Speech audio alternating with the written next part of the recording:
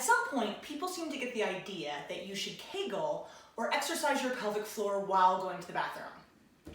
This is not a good idea for several reasons. Number one, patients that have come to me have told me that they can stop the flow of their urine by doing a pelvic contraction.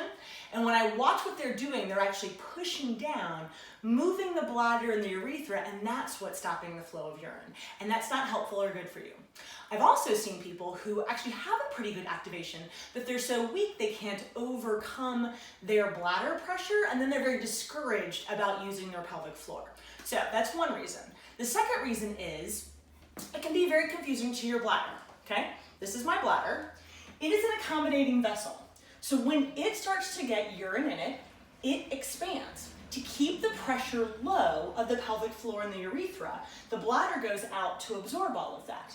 Okay, now, once the bladder is full and you decide to go to the bathroom, what happens is parts of your nervous system, your central nervous system, your brain and your spinal cord, they actually contract the bladder and release the urethra. So they squeeze hard and that urine starts to come out. Now, if you pinch, squeeze, and lift or Kegel and stop that from happening regularly, over time that's very confusing to your bladder, right? And it will hold on to some of that urine that's still in there.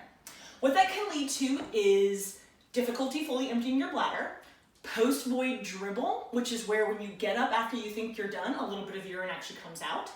Urinary hesitancy, which is where you sit down to go to the bathroom or stand up and you can't get started for a while.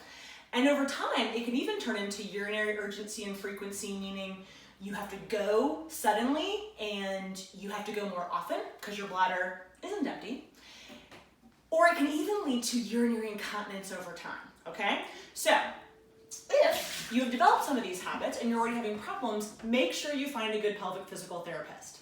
If you have any questions for me, contact me at Pelvic Forward or pelvicforward.com, and please subscribe to my YouTube channel for more information about pelvic health.